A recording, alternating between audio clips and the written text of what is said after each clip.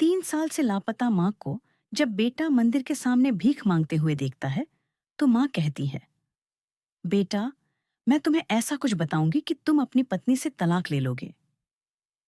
दिल्ली की हलचल भरी गलियों में चांदनी चौक के पास एक प्राचीन हनुमान मंदिर था, जहां सुबह शाम भक्तों की भीड़ जमा होती थी।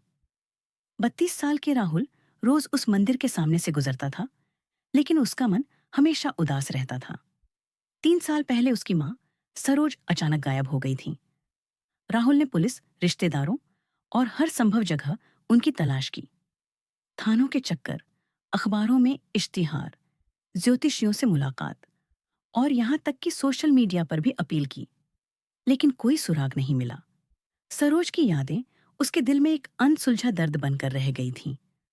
वह अपनी पत्नी विनीता के साथ रहता था, लेकिन माँ की गुमशुदगी ने उसकी जिंदगी में एक खालीपन छोड़ दिया था। विनीता बाहर से देखने में एकदम सभ्य और प्यार करने वाली थी, लेकिन राहुल को कभी-कभी उसकी चुप्पी, ठंडा व्यवहार और रात में फोन पर लंबी लंबी बातें करना अजीब लगता था। उसने कई बार पूछा, तुम इतनी रात को किससे बात करती हो? लेकिन विनीता हमेशा हंसकर टाल देती थी। एक ठंडी नवंबर की सुबह राहुल मंदिर के पास से गुजर रहा था। उस दिन सरोज के गायब होने की तीसरी बरसी थी और उसका मन भारी था। वह मंदिर में रुककर माथा टेकने के लिए रुका। तभी उसकी नजर फुटपाथ पर बैठी एक भिखारी महिला पर पड़ी। मैली साड़ी, झुका हुआ चेहरा और हाथ में एक टूटा कटोरा। उसके पास एक पुराना शॉल लपेटा था और वह ठंड से कांप रही थी। कुछ देर तक देखने के बाद राहुल का दिल जोर से धड़का। वह चेहरा, वो आंखें, क्या यह उसकी माँ थी? वह दौड़कर पास गया और कांपती आवाज में बोला, माँ। महिला ने धीरे से सिर उठाया। उसका चेहरा थका हुआ था, आंखों के नीचे गहरे काले घेरे और होंठ सूखे हुए, लेकिन उन आंखों में वही ममता थी जो राहुल को बचपन से याद थी। राहुल, उसने टूटी आवाज में कहा। यह सचमुच सरोज थी। राहुल के आंसू रुक नहीं रहे थे। माँ, तुम कहाँ थी? मैंने तुम्हें हर जगह ढूंढा, पुलिस, अखबार, सब जगह। सरोज ने उसे चुप कराया और कमजोर आवाज में कहा, यहाँ सड़क पर बात नहीं होगी, पास के पार्क में चल। राहुल ने देखा कि सरोज मुश्किल से चल पा रही थी। उनके कदम लड़खड़ा रहे थे और चेहरा बीमारी से पीला पड़ चुका था। वह उन्हें सहारा देकर पार्क की एक सुनसान बेंच पर ले गया।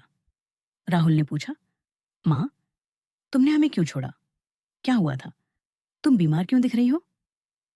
सरोज की आंखें गीली हो गईं।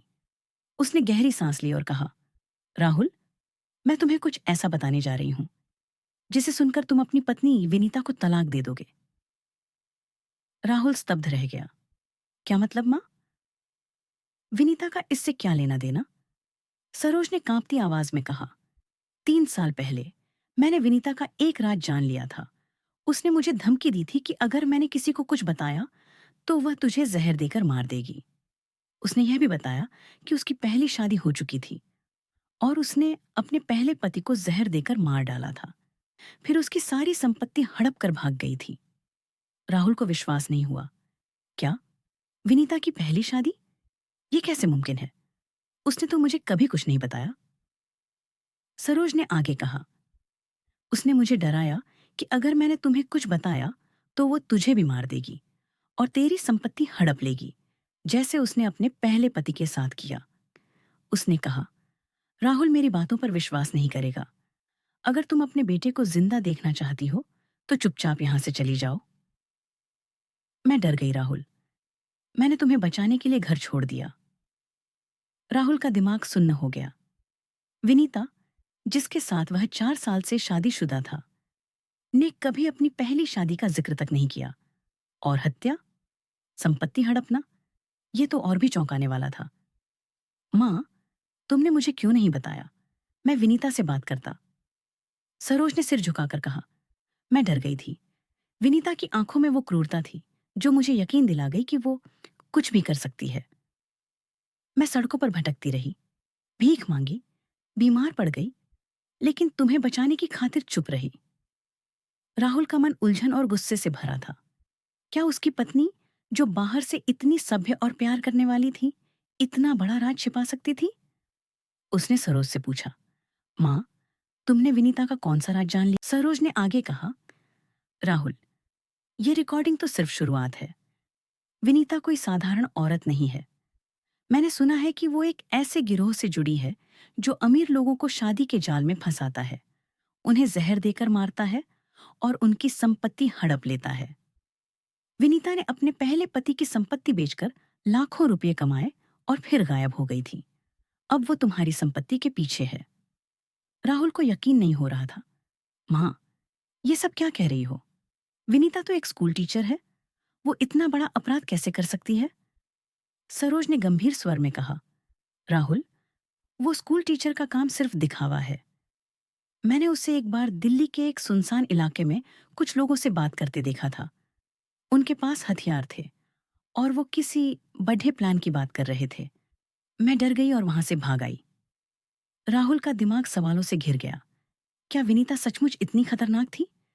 उसने सरोज से कहा, माँ, मैं सच जानना चाहता हूँ। मैं विनीता से बात करूंगा, लेकिन तुम्हें मेरे साथ घर चलना होगा। सरोज ने हिचकिचाते हुए कहा, राहुल, मुझे डर है। अगर विनीता को पता चला कि मैंने तुम्हें सब बताया, तो वो कुछ भी कर सकती है। लेकिन राहुल ने जिद की, माँ, अब मैं तुम्हें फिर से खोना नहीं चाहता। तुम मेरे साथ चलो। राहुल सरोज को अपने घर ले गया। घर में कदम रखते ही विनीता ने सरोज को देखा और चौंक कर कहा, आप आप कहाँ थीं? लेकिन उसकी आंखों में एक अजीब सा डर था जो राहुल की नजरों से नहीं बचा। विनीता ने हंसने की कोशिश की और कहा, राहुल, तुमने तो बताया नहीं कि माँ जी वापस आ गईं। कहाँ थी आप इतने साल? लेकिन उसकी आवाज में घबराहट साफ झलक रही थी।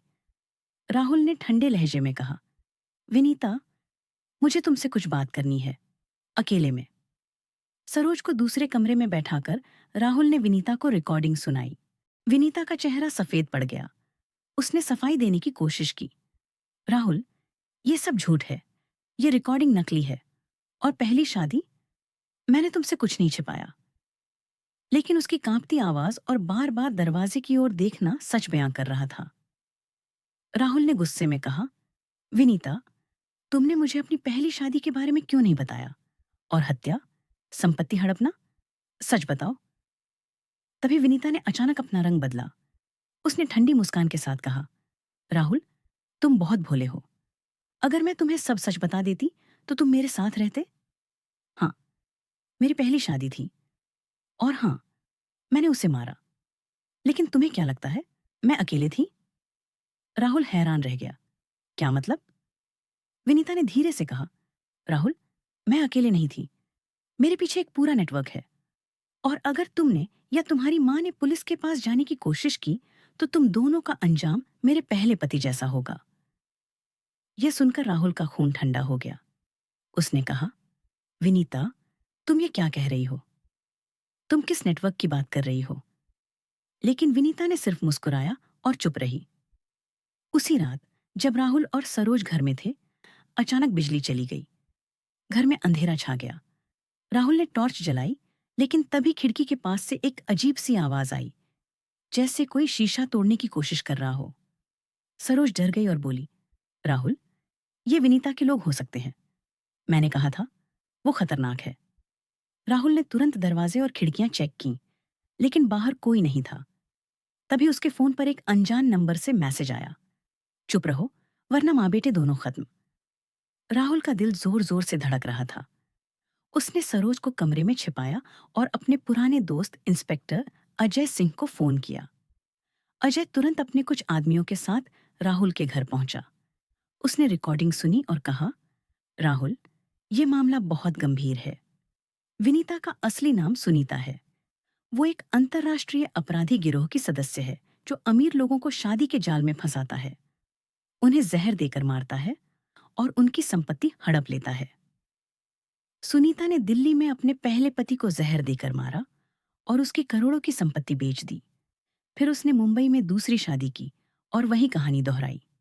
तुम उसका तीसरा टारगेट थे। राहुल का दिल बैठ गया। उसने पूछा, तो मेरी माँ को कैसे पता चला? अजय ने कहा, आपकी माँ ने गलती से उसकी बात सुन ली थी।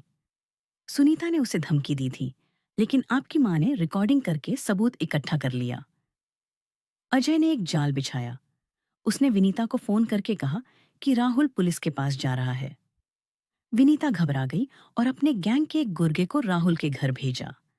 लेकिन अजय की टीम पहले से तैयार थी। जैसे ही गुर्गा घर में घुसने की कोशिश कर रहा था, पुलिस ने उसे पकड़ लिया।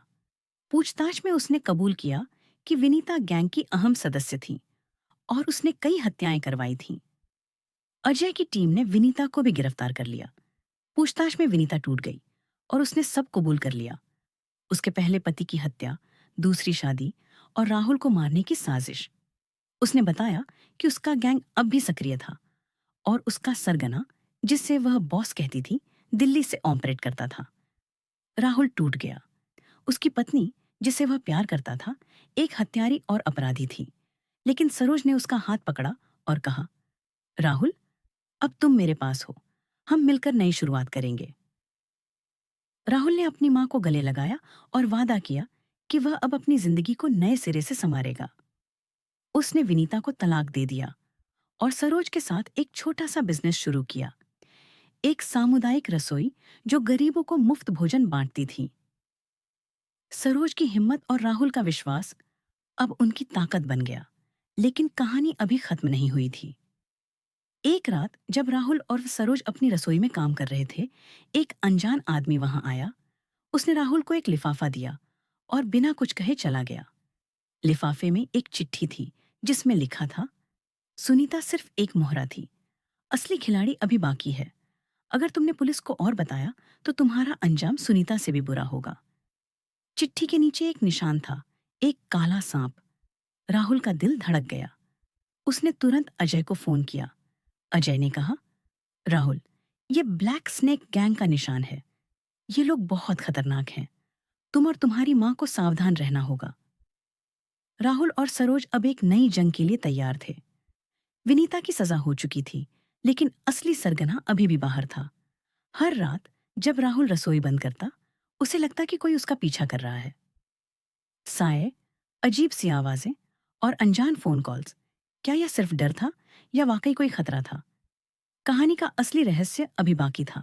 सिख, ये कहानी हमें सिखाती है कि सच कितना भी कड़वा हो, वह सामने आ ही जाता है।